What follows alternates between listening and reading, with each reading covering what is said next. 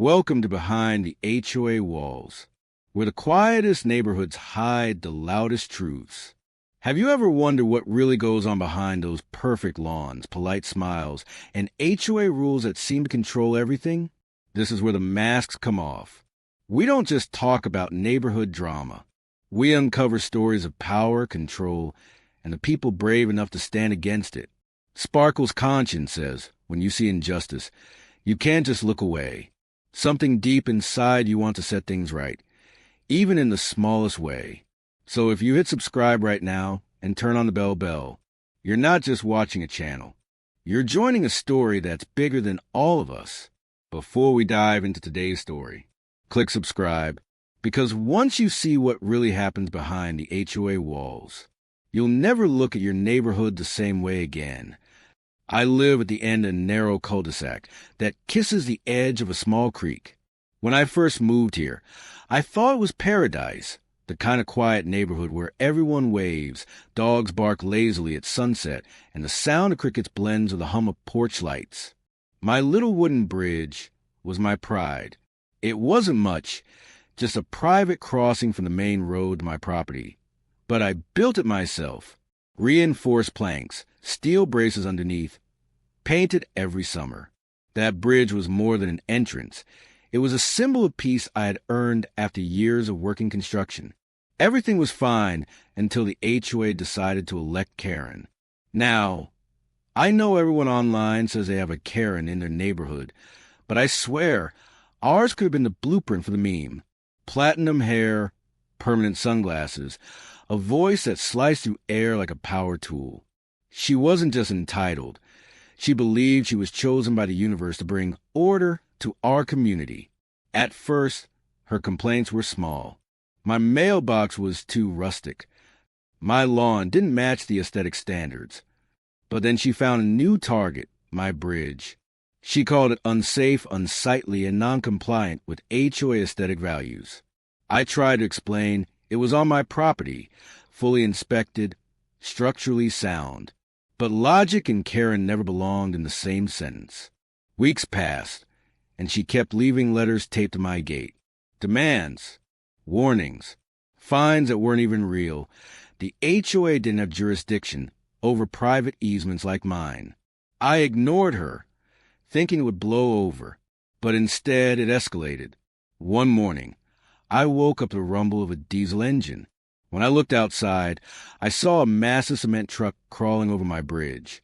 Karen stood nearby, hands on her hips, guiding the driver like she was directing a military operation. That sound, the deep groan of wood and steel under tons of weight, is burned into my memory. The truck wasn't delivering to me. It was for some beautification project she had started for her own driveway. She had decided that my bridge was community property and gave the trucks permission to cross it. I ran out, yelling, waving my arms, trying to stop them, but the driver shrugged. HOA president said it's fine. And with every pass, my bridge trembled like it was taking deep, painful breaths. By the end of the day, hairline cracks appeared in the concrete supports I poured years ago. It wasn't immediate collapse, but I could feel it. The bridge was dying slowly. That night, I stood under the porch light, staring at it.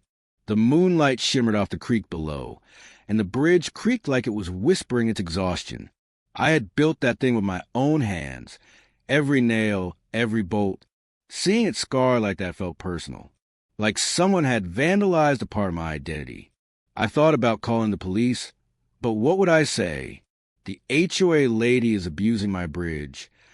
It sounded ridiculous even in my head. I tried talking to the HOA board, but she was the board. Everyone else had either quit or been bullied into silence. For a few weeks, nothing happened. She stayed quiet, probably satisfied with her victory. I reinforced the structure as best I could, added steel plates, replaced warped boards, rebalanced the supports. It wasn't perfect, but it was safe again, at least for normal cars. Then came the second truck. I heard it before I saw it. The low, grinding roar that made my stomach twist. Another cement mixer, heavier this time, rolling straight for the bridge.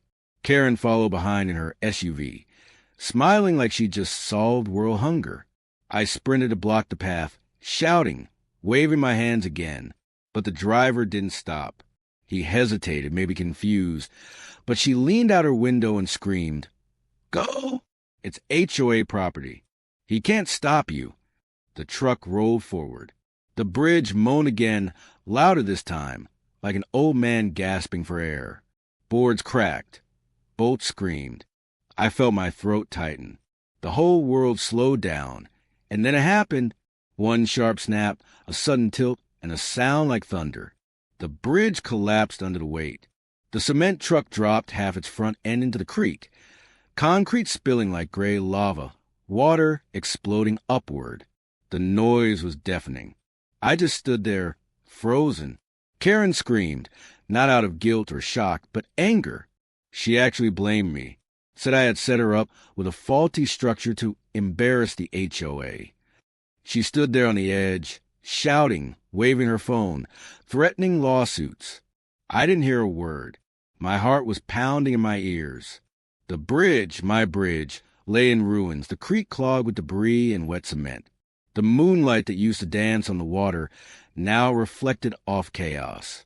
And yet, a strange calm came over me, because in that wreckage, the truth was laid bare for everyone to see.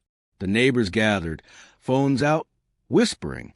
The HOA's queen had overstepped, and this time it was visible, tangible, recorded.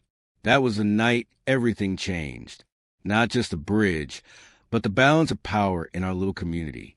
I wish I could say I felt satisfied, but mostly I felt hollow, like watching a slow-motion accident you couldn't stop. My hands were shaking, covered in dirt and dust. I sat on the edge of the broken boards until sunrise, watching the creek reclaim what was left. The next morning, a city inspector showed up. Apparently, half the neighborhood had filed complaints overnight, and for once, the authorities weren't listening to her. They wanted to hear from me. That was the first time I realized Karen had finally gone too far. But I had no idea just how deep this fight was about to go, because destroying the bridge wasn't her endgame. It was just her opening move. The morning after the collapse, this the is your air fault. felt I told heavier, you this bridge wasn't like safe. the world itself was holding its breath. Ma'am, we're doing I everything hadn't we can. slept. My hands were blistered from hauling debris out of the water, and my head throbbed with that dull, empty kind of exhaustion that doesn't come from work, but from watching something you built fall apart in front of you. The city inspector arrived around 9 a.m., a guy named Alvarez, mid-40s, calm, clipboard in hand, wearing that neutral expression that says he's seen too many homeowners cry over broken dreams. He asked a few questions, took photos, measured the damage, and then quietly said the words that would change everything. This bridge was up to code. You got records, right? I nodded and pulled out a folder I'd kept for years. Receipts, blueprints, inspection reports, even the city permit I'd filed when I built it. He flipped through it, nodded again, and said, "Then someone's in a lot of trouble." That was the first moment I felt a flicker of hope, but it didn't last long. Because Karen showed up, of course she did. She rolled in wearing a wide-brimmed hat and that smug, lawyer commercial smile. Before Alvarez could say a word, she launched into her speech, accusing me of building an illegal structure, of damaging community property, of obstructing emergency access. She even claimed the cement truck was my contractor's fault. It was like listening to a bad actor audition for a courtroom drama. Alvarez didn't buy it. He just looked at her, then back at me, and asked for documentation. When I handed him the paperwork again, she snatched one of the pages and started waving it around, shouting something about fake permits. That was when I saw it. The first crack in her armor. For all her arrogance, she was scared. I could hear it in the tremor behind her words. She realized, probably for the first time, that she'd actually gone too far. The city ended up cordoning off the area, labeling the bridge hazardous, until an engineer report could confirm the structural failure. I wasn't fined. She was. Not much at first. just a citation for unauthorized heavy vehicle activity on private property. But it was enough to start a paper trail. The next few days felt like living in a fishbowl. Neighbors kept stopping by, pretending to check in, but really just try and get the full story. Every conversation started the same way. "I can't believe what happened," and ended with whispered gossip about how the HOA president lost her mind. I tried to keep quiet. I didn't want revenge. Not yet. I just wanted peace. But people like Karen don't know how to stop when they're losing control. 3 nights later, I caught her on my security cameras. It was around 11:45 p.m. She parked her SUV near the barricade, got out with a flashlight, and started rummaging around the wreckage. At first, I thought she was looking for something she dropped. But then I saw what she was doing. She was planting something. A sign. It said, "Unsafe structure, under HOA liability claim." I stood there in the dark, watching a live feed on my phone, feeling my pulse in my throat. That wasn't just trespassing. It was an attempt to rewrite reality. The next morning, I printed the footage, backed it up on a USB drive, and drove straight to Alvarez's office. He didn't even let me finish before saying, "Send me the file. That's all I need." For the first time in weeks, I smiled. Not a big smile, just a small, tired kind that comes when you know the truth is finally on your side. But the situation didn't cool down. It escalated. Fast. Karen started emailing the HOA mailing list, spreading her own version of the story. According to her, I was endangering the neighborhood with a homemade bridge, and the collapse had threatened community safety. She painted herself as a hero trying to protect property values. The comments under her posts were split. Half the neighbors believed her. The other half didn't know what to think. I could feel the ground shifting beneath me, socially, politically, emotionally. It wasn't just about wood and steel anymore. It was about control. A few days later, I found a letter taped to my gate again. No HOA letterhead this time. Just a handwritten note in her looping, dramatic cursive. "Remove all debris within 72 hours or face community legal action." I laughed out loud. Legal action? For my destroyed bridge? The audacity would have been funny if it weren't so infuriating. Still, I did the responsible thing. I hired a small local crew to help remove what was left of the bridge. They worked carefully, salvaging the good lumber, clearing the concrete, restoring the creek flow. By the end of the week, the area looked clean again, quiet, peaceful, for about 2 days. Then, early Saturday morning, I woke up to shouting outside. A crowd of neighbors had gathered near the creek. I rushed out half-dressed and saw them pointing downstream. Karen had hired another contractor. She was building new bridge, her bridge, right next to the old one, on my property line. My stomach dropped. She wasn't rebuilding out of necessity. She was reclaiming power, trying to erase what I'd built and replace it with something she could control. I shouted her name, but she ignored me. The workers looked uncomfortable, but they said she'd shown them approval from the HOA board, which was laughable, since the board was basically just her and her reflection at that point. That was the moment something inside me hardened. I wasn't just angry anymore. I was done being reasonable, done trying to negotiate with madness. I started documenting everything. Photos, timestamps, drone footage, witness statements from the few neighbors who still had a conscience. I didn't yell. I didn't threaten. I just recorded, because deep down, I knew something she didn't. The more she acted, the deeper she dug her own hole. By the end of that week, Alvarez came back with the engineering report. His words were calm, but they carried weight. That collapse wasn't a structural failure. It was overload. Those trucks exceeded weight limits by at least 200%. "This isn't your fault." He paused, gave me a look, and added quietly, "But she's going to make it worse before it gets better. Be ready." I didn't understand what he meant until a few days later, when a certified letter arrived at my door. Karen was suing me for property damage, obstruction, and defamation. I just stood there in the doorway, the letter trembling in my hands, a mix of disbelief and dark amusement bubbling in my chest. She had destroyed my bridge, trespassed on my land, lied to the HOA, and now she wanted to sue me. I looked down at the water at the empty space where my bridge used to be and realized something important.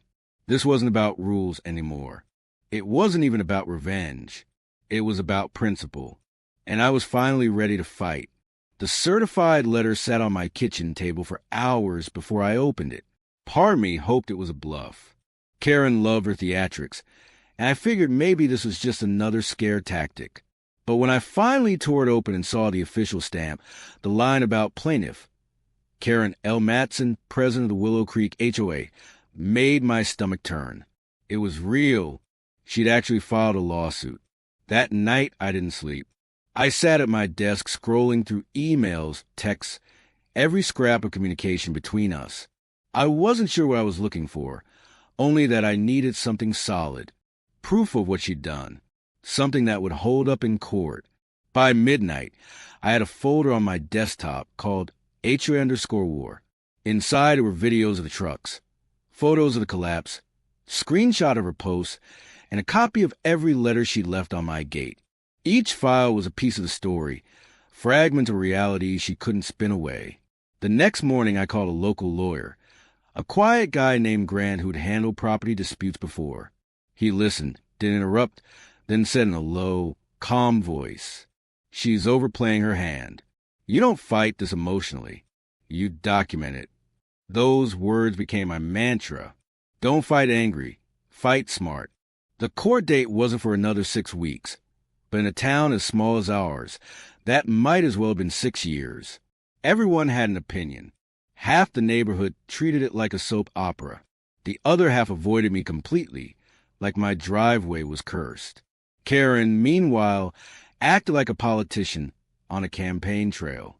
She held community meetings in her backyard, complete with snacks and folding chairs. Every time, I'd see her post new photos online, captioned with things like, "Working to restore safety and order in Willow Creek." Order. That word started to feel poisonous. Then one evening, while I was scrolling through the HOA's online portal, mostly out of morbid curiosity, I found something that made my heart race. A new document had been uploaded. HOA expense report, March. Buried inside was an entry that read, "Bridge reconstruction, materials, rental, concrete services, $12,870. She had billed her personal project, the illegal new bridge, as a community expense, using HOA funds. That was my first real weapon. I forwarded the document to Grant, and he replied within 5 minutes. "Keep it quiet. This is fraud. Don't tip her off." I didn't. Instead, I played along. When Karen saw me outside, I waved like nothing had changed. I even attended one of her little meetings, standing at the back while she bragged about reclaiming community assets. Her voice dripped with confidence, that brittle kind of confidence that hides fear. At one point, she actually gestured toward me and said, "Even our most skeptical residents are starting to understand that I'm only trying to help." I smiled, pretending to agree. Inside, I was counting down the days. The night before the court hearing, I couldn't stop thinking about the bridge. I stood by the creek again, where moonlight reflected off the still water. The scars in the soil were still visible, the places where supports used to be. For the first time, I didn't just feel anger. I felt something deeper. Grief. That bridge wasn't just lumber and bolts. It was weekends spent alone, building something stable when my life wasn't. It was the one thing that always held, no matter how much weight I put on it. Maybe that's why Karen's destruction cut so deep. She hadn't just broken wood. She'd broken the quiet I'd built around myself. The emotional wave hit hard. But somewhere in that sadness, a calm took root. I realized the fight wasn't just about punishment anymore. It was about telling the truth the way it actually happened, and not letting her rewrite it. Court day came fast. The hearing room smelled like coffee and old paper. Karen arrived first, wearing a bright red suit and the kind of smile that comes from rehearsing in the mirror. She had a binder under her arm labeled Evidence. Grant leaned toward me and whispered, "Let her talk first." She did, for 40 straight minutes. She talked about negligent construction, public endangerment, property value damage. Her voice was steady, confident, almost charming if you didn't know her. She presented herself as a leader burdened by an irresponsible neighbor. But she made one mistake. She didn't expect me to have receipts. When it was my turn, I stayed calm. Grant projected photos of the bridge before and after. Then the video, Karen directing the first cement truck onto my property. You could hear her voice clear as day. "It's HOA property. Go ahead." The courtroom went silent. Then Grant pulled out the HOA expense report. He didn't say much. He just read the line aloud and handed a printed copy to the judge. Karen's face changed. Not immediately. It started small, like a crack running through glass. Then it spread. Her confidence faltered. She tried to speak, but the judge raised a hand. "Mrs. Matson, are you claiming that this bridge was built using community funds?" She hesitated. That hesitation was everything. The rest of the hearing was a blur of dates, photos, and more documentation. By the end, the judge ruled that the lawsuit had no standing and that my property had been trespassed upon and damaged without consent. The judgment wasn't huge. A fine, a cease and desist, a requirement for her to reimburse the repair costs. The first few weeks in the new apartment were quiet. Too quiet. I could hear my own thoughts echoing off the walls, bouncing between memories I wasn't sure I wanted to remember. Mom spent most mornings at work, and evenings preparing dinner like clockwork. My sister kept her room, headphones in, music loud enough to drown out the past. I wandered the small space, unpacking boxes that seemed heavier than they should be, each one carrying traces of life that had ended in betrayal and silence. I had expected anger. I had expected tears. I had expected chaos. But instead, there was a strange, still feeling, a careful, fragile kind of calm. It wasn't peace, not yet, but it was something that could grow. Mom changed slowly, not outwardly. She still wore the same careful, composed face, but the way she carried herself shifted. She laughed more easily now, though quietly, almost like she was testing the sound. She didn't speak about Dad or the wedding, and I never asked. I didn't need to. The story was out there, in the open, and the weight had left her shoulders. One night, she called my sister and me into the living room. She had bought a board game, the kind we used to play when Dad was still around, before everything had shattered. "I thought we could try something different," she said. Her smile was soft but real. We played in silence at first. My sister rolled her eyes when she lost. I laughed awkwardly when I cheated. Mom let us, even though I could tell she had plans of her own. Subtle lessons in patience, in control, in noticing the small victories life offered. It felt strange to smile without guilt, to laugh without apology. But somehow it was allowed now. School became easier, too. Not because people forgot the wedding story, or because gossip ever truly dies, but because I stopped caring about what they thought. I focused on classes, friends, and small achievements. Every time I learned something new, finished a project, or helped someone without thinking about recognition, it felt like reclaiming a part of my life that Dad had tried to overshadow. And at home, life settled into a rhythm. Mom and my sister, and I didn't need to speak about the past to feel its influence. We carried it quietly, like a scar that doesn't hurt anymore, but reminds you where you've been. It made us cautious, yes, but also resilient. Months passed. The first Christmas in the apartment was strange. No Dad, no pretense. Just Mom, my sister, and me. We baked cookies, decorated the tree, and played music too loud. Mom let us burn a few of the cookies. "It's the imperfection that counts," she said, smiling. And for the first time in months, I believed her. There were nights when I still thought about Dad. His texts, his laughter, his absence. But I no longer wished for confrontation. The anger had softened into understanding, or at least acceptance. Some people are incapable of change. Some stories end in heartbreak. And some families survive not because of forgiveness, but because they refuse to be defined by betrayal. Mom became quieter, more reflective. She started volunteering at a local community center, helping women who had experienced hardship. I sometimes went with her, watching as she shared her strength without boasting, giving advice without anger. She was building something bigger than revenge. She was building purpose. I learned from her example. I learned that strength isn't always loud. Sometimes it's the quiet act of moving forward. Sometimes it's the decision to live fully, even when life has shown you its darkest side. By the summer, the apartment felt like home. My sister laughed more. I felt lighter. Mom smiled more easily. The weight of Dad's betrayal still lingered, yes, but it didn't rule us anymore. We were learning to navigate a world where trust would be broken, yet resilience could be rebuilt. I realized something important. The ending wasn't perfect. It wasn't a fairy tale. Dad didn't pay for everything. Clara didn't vanish completely. Life didn't magically make our pain disappear. But we were alive. We were together.